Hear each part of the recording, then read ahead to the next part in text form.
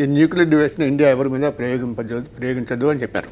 ఇదే వాజ్పేయి సిద్ధాంతం, అదే ప్రధానమంత్రిగా పివి నరసింహారావు సిద్ధాంతం, అదే అబ్దుల్ కలాం సిద్ధాంతం. ఆయన ఇద్దరు గొప్ప ప్రధానులతో కలిసి పనిచేసి ఇండియాకి ఒక న్యూక్లియర్ స్టేటస్ తీసుకొచ్చారు. దానివల్ల ఇండియా వైపు కన్నెత్తి చూడడానికి ఎవరు కూడా సాహసించే పరిస్థితి లేదు. అది అట్లాగా ఆయన యూత్ని అడ్రస్ చేస్తూ ఇందాక హేమచంద్ర రెడ్డి గారు చెప్పారు, చిన్న చిన్న కళ్ళు కనద్దు, you should have big picture before you should have big dreams. ఒక దేశానిగా ఇండియన్స్గా మన గొప్ప కళలు కనాలి, ఆ కళల్ని సాకారం చేసుకోవడానికి నిత్యం కృషి చేయాలి, ఐకమత్యంగా ఉండన్నారు. ఇంకోటి ఏంటంటే ఆయన ఈజ్ ఏ బార్న్ ముస్లిం, ఏ ప్రాక్టైజింగ్ ముస్లిం. ఒక ముస్లింగా ఆయన మతాచారాలు పాటించేవారు. కానీ ఇండియాలో ముస్లిమ్స్ అందరూ ఇలాగ ఎందుకుంటారు అని ఆర్ఎస్ఎస్ వాళ్ళకు సైతం అనుకునేవాళ్ళు. ఇంత మంచిగా, ఇంత సామరస్యంగా ఉంటే ఎంత బాగుండు అనిపించేంత ఆదర్శంగా ఉండేవారు ఆయన. అన్ని మతాలని సమానంగా చూసేవారు. వాళ్ళ మతాలకి, ప్రాంతాలకి, ఇరుకు భావాలకి అతీతంగా గొప్పగా ఆలోచించేవారు ఆయన భారతదేశం ఔన్నత్యాన్ని ఎప్పుడు స్వప్నించాడు. ఆయన దానికోసం కృషి చేశాడు, దానికోసం జీవితాన్ని అంకితం చేశాడు. అంత గొప్ప వ్యక్తి ఆయన. ఓకే, ఒకసారి హేమచంద్రారెడ్డి గారితో మాట్లాడదాం. హేమచంద్రారెడ్డి గారు, శాస్త్ర సాంకేతిక రంగాల్లో అభివృద్ధిలో తనదంటూ ఒక ప్రత్యేకమైన పాత్రను నిలుపుకున్నారు కలాం గారు. దీని గురించి మీరేం చెప్తారండి? అవునండి, ఒక చిన్న విలేజ్ నుంచి పుట్టి ఒక సామాన్యుడిగా ఎదిగి ఒక గొప్ప సైంటిస్ట్గా ఎదిగిన క్రమంలో ఆయన చేసిన కృషి అజరామం అండి. చాలా ఫోకస్డ్గా ఉండే వ్యక్తి అబ్దుల్ కలాం గారు. ఎప్పుడూ కూడా తను మిగిలిన వాళ్ళకి డిఫరెంట్ అనే ఫీలింగ్ని ఎప్పుడూ క్రియేట్ చేయలేదు తను. ఎందుకంటే అందరితో మమేకమై అందరి వాడుగానే మనం చూస్తూనే ఉన్నాం. ప్రెసిడెంట్గా చూసాం, ప్రెసిడెంట్గా కూడా ప్రజల ప్రెసిడెంట్గా ఆయన కీర్తింపబడినాడు. ప్రెసిడెంట్ అయిన తర్వాత ప్రజల్లో ఒక్కడిగా ఇన్నేళ్లుగా మనుగడ సాగించాడు. ఆయన గురించి మనం గొప్పగా చెప్పుకోవాలంటేనండి, ఆయన టెక్నాలజీని ముందుకు తీసుకెళ్ళటం, పర్టికులర్గా ఆయన్ని గైడెడ్ మిసైల్ అంటారు. అంటే మన మిసైల్ టెక్నాలజీకి ఆద్యుడు. మన మిసైల్ టెక్నాలజీ ఆయన పీరియడ్లో చాలా గొప్ప సక్సెస్ని రీప్ చేసుకుంది అనే విషయం నిర్వివాదాంశం అండి.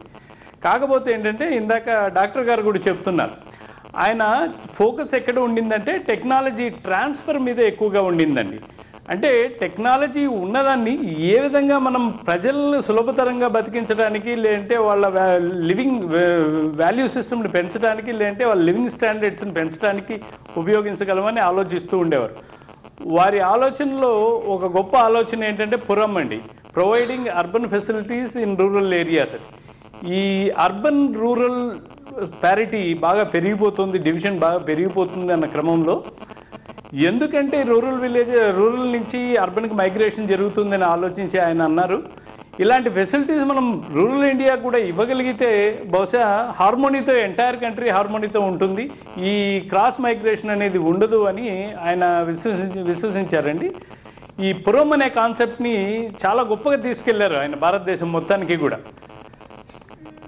మనం ఆయన ఎక్కడైతే వదిలేశారో అక్కడి నుంచి మనం అందరం కూడా నడుం బిగించి ఇలాంటి టెక్నాలజీ ట్రాన్స్ఫర్స్ ద్వారా పల్లెటూరుల్లో, ఎక్కడో కుగ్రామాల్లో బతికే వాళ్ళకు కూడా పెద్ద పట్టణాల్లో, సిటీల్లో ఉండే ఫెసిలిటీస్ అన్నీ కూడా మనం క్రియేట్ చేయగలిగితే భారతదేశం సమతుల్యంతో అభివృద్ధి చెందుతుంది అని నేను నమ్ముతున్నానండి.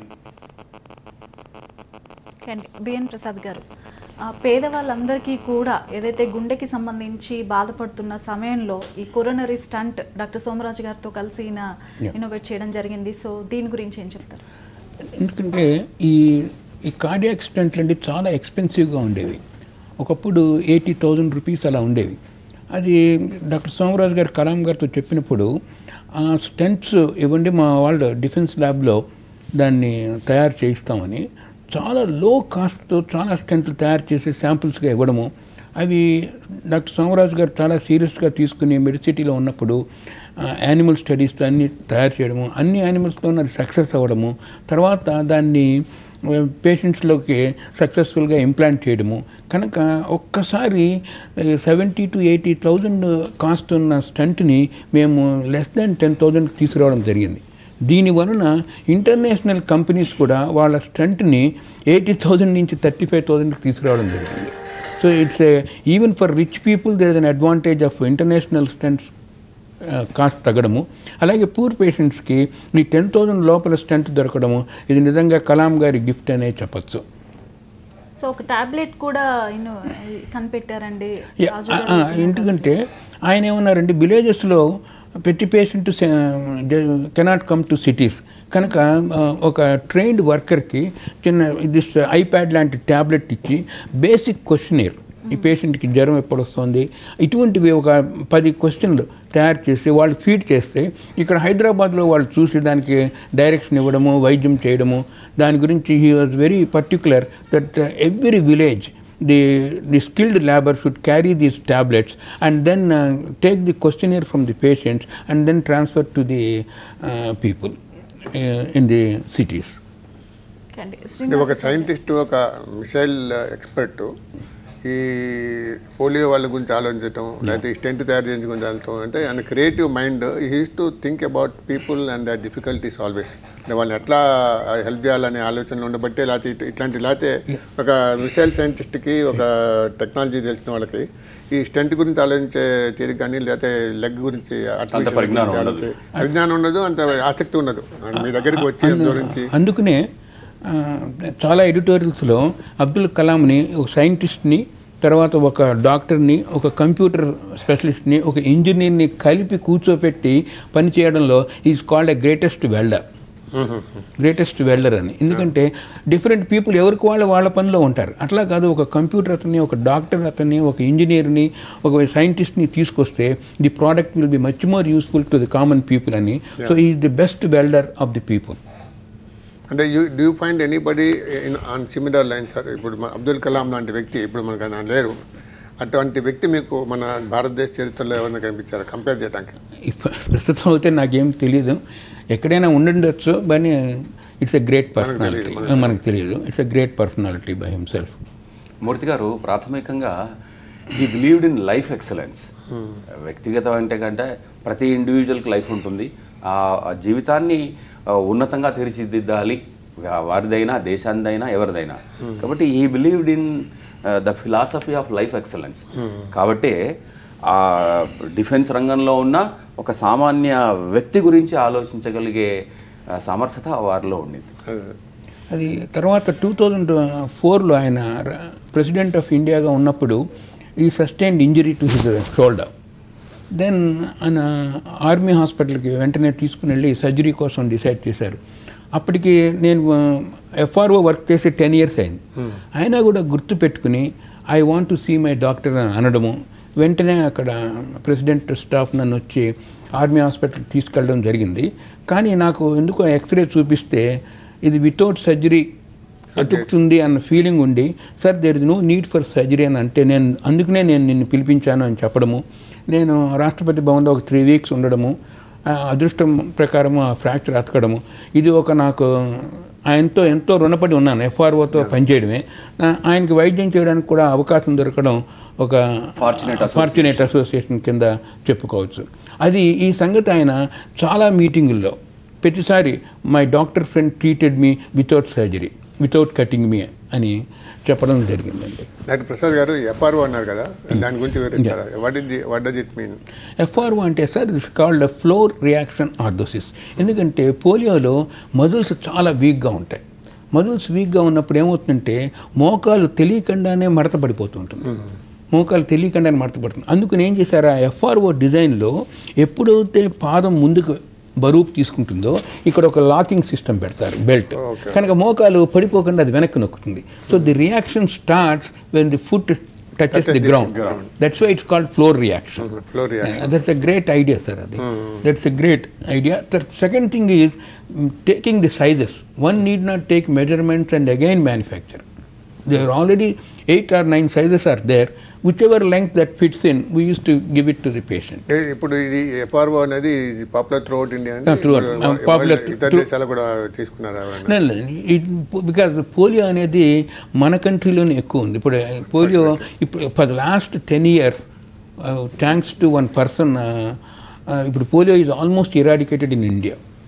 ఓన్లీ పేషెంట్స్ ప్రీవియస్గా ఎఫెక్ట్ అయిన వాళ్ళే తప్ప న్యూ కేసెస్ లేవు. పోలియో అది ఏమైందంటే సార్, అది అవేర్నెస్ పెరిగి కదా సార్. కలకత్తాలో అతని పేరు మర్చిపోయాను, ఈ పోలియో డ్రాప్స్ యూజువల్గా పీడియాట్రిషియన్ ఇస్తూ ఉండేవాడు. అతను అన్నాడు, ఒక ఇంజెక్షన్ ఇచ్చిన డ్రెస్సింగ్ కూడా కాంపౌండర్లు చేస్తున్నారు, పోలియో డ్రాప్స్ ఇవ్వడానికి పీడియాట్రిషియన్ ఎందుకు, ఎవరైనా 3 చుక్కలు నోట్లో వేయాలి, ఇది ఎవరైనా వేయొచ్చు అని చెప్పి ప్రెసిడెంట్ ఆఫ్ ఇండియా నుంచి down to the RDOs, bank మేనేజర్స్కి వరకు డేట్స్ ఇచ్చేసి వేయించారు sir. That's called pulse polio vaccination.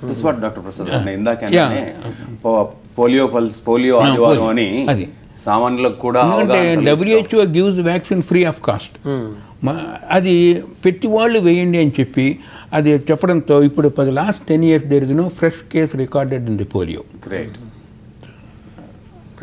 So Murthy garu, దేశభక్తిలో కూడా తను మరొక ప్రత్యేకమైన వ్యక్తిని అని కూడా ఆయన చాటుకున్నారు. అంటే దేశాన్ని ఎంత ప్రేమిస్తారో అనేది ఆయన మాటల్లో, ఆయన ప్రసంగాల్లో మనం చూస్తూనే ఉంటాం. చాలామంది ఆయన్ని చాలా సందర్భాల్లో అడిగారు, మన దేశానికి చాలా వనరులు ఉన్నాయి అయినా కూడా ఇంకా మనం అభివృద్ధి చెందట్లేదు అన్నప్పుడు ఆయన చాలా సందర్భాల్లో అనేది దేనికైనా ప్రోత్సాహం అనేది ముఖ్యమని ఆయన స్పీచెస్లో అది కనిపిస్తూనే ఉంటుంది. యువతను ఎంతగా ఆయన్ని మోటివేట్ చేస్తారు అనేది కూడా ఆయన చాలాసార్లు చెప్పడం ఆయన మాటలో తెలిసిపోతూ ఉంటుంది మనకి. ఏ విధంగా చూడాలి? అది నిజంగా ఆయన ఒకసారి కృష్ణమీనన్ కూడా కోట్ చేశారు, India is not poor, Indians are poor అని. ఇండియాకి బోల్డ్ని వనరులు ఉన్నాయి. నేను కలిసినప్పుడు కూడా నేను కూడా కొన్ని సందర్భాల్లో కలామాన్ని కలిశాను. కలిసినప్పుడు ఆయన అనేవారు, India is not poor, Indians are poor అని కృష్ణమీన్ గారు అన్నట్టు నేను కూడా దాంతో ఏకీపిస్తాను. ఇండియాలో బోల్డెన్ వనరులు ఉన్నాయి, ఇండియన్స్లోనే. అందుకనే ఆయన అనేది ఏంటంటే అందరినీ మోటివేట్ చేసిన ఎందుకంటే you have to think big, you have to dream big అని ఆలోచించేందుకు. ఎందుకంటే మీలో శక్తి ఉంది, ఆ శక్తిని మీరు తెలుసుకొని దాన్ని వినియోగించండి, అభివృద్ధి సాధించండి అని చెప్పడానికి ఆయన మొత్తం రాష్ట్రపతి పదవి నుంచి విరమించిన తర్వాత ఆయన జీవితాన్ని దానికే అంకితం చేశారు. ఆయన ఇది రాసిన ఉపన్యాసం చెప్పినా కూడా మొత్తం ఈ దేశ జనాల్ని అటు ఉద్యుక్తులు చేయడానికి, సంసిద్ధం చేయడానికి, అంటే భవిష్యత్ కార్యాచరణకి సంసిద్ధం చేయడానికి ఆయన మొత్తం. ఆయన ఎప్పుడు దేశభక్తి, నాకు గొప్ప దేశభక్తి ఉన్నాను కానీ, నేను దేశభక్తి ఉన్నాను కానీ, లేకపోతే ఈ మట్టిని పట్టుకొని మిఠీకు సలాం అని కానీ ఇట్లాంటి మాటలు ఏం చేయలే. అట్లాంటి ప్రదర్శనలు ఉండవు ఆయన దగ్గర. చాలా సామాన్యంగా ఉంటాడు, చాలా చిన్నపిల్లవాళ్ళ నవ్వుతాడు ఆయన, చాలా అమాయకంగా కనిపిస్తాడు ఆయన. కానీ గొప్ప ఆలోచన ఉన్నవాడు, గొప్ప మనసు ఉన్నవాడు. ఆయన ఎప్పుడు ప్రదర్శనలు ఉండవు, ఎగ్జిబిషనిజం ఉండదు ఆయన దగ్గర. ఆయన ఎట్లా నార్మల్గా జీవించాడో అట్లా అందరూ ఉండాలి.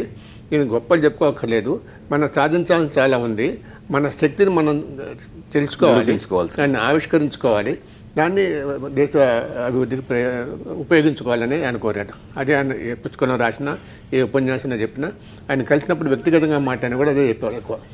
అంటే ముఖ్యంగా అవినీతికి వ్యతిరేకంగా పోరాటం సాగాలంటే అది అన్నా హజారే ఉపవాసం చేస్తేనో, లేకపోతే పెద్ద పెద్ద ఉపన్యాసాలు బహిరంగ సభలు పెట్టి ఉపన్యాసం చేస్తే జరగదు. అది ఇంట్లోనే ప్రారంభం కావాలి. ఒక కుటుంబం, ఒక ఉద్యోగి తన కొడుక్కి ఒక బైక్ కొనిస్తాడు. ఇంజనీరింగ్ చదవగానే ఫస్ట్ ఇయర్ చదవగానే వాడు కొడుకు బైక్ కొనిస్తాడు. అప్పుడు ఆ కొడుకు అడగాలి, నాన్న డబ్బు ఎక్కడి నుంచి వచ్చింది, 50,00,000 50,000 ఎక్కడి నుంచి వచ్చినాయి, ఈ బైక్ ఎట్లా కొన్నావు, మన జీతంతో చదివి వచ్చిందా, లేకపోతే ఏమన్నా అప్పు చేయాల్సి వచ్చిందా అని అడగాలి. అంటే ఇంట్లో కూడా తండ్రి, తల్లి, కూతురు, కొడుకు, కుటుంబం అంతా కూర్చొని వాళ్ళ ఆర్థిక పరిస్థితిని చర్చించుకోవాలి. ఎట్లా మనం న్యాయంగా బతకాలి, ఎట్లా ధర్మంగా బతకాలి, ఎట్లా నైతికంగా బతకాలి అనే చర్చ ఇంట్లో సాగాలి. ఈ ఉపన్యాసాల్లో బహిరంగ సభల్లో జరగదు. ప్రతి ఇంట్లో కూడా ఇది ప్రారంభమైనప్పుడే దేశం అవినీతికి అతీతంగా తయారవుతుందని చెప్పేవారు. ఓకే అండి, అబ్దుల్ కలాం గారి ప్రస్థానానికి సంబంధించి మరిన్ని వివరాలు మనం చర్చించుకుందాం ఒక చిన్న బ్రేక్ తర్వాత. ఇప్పుడు ఒక కమర్షియల్ బ్రేక్ తీసుకుందాం, ఆ తర్వాత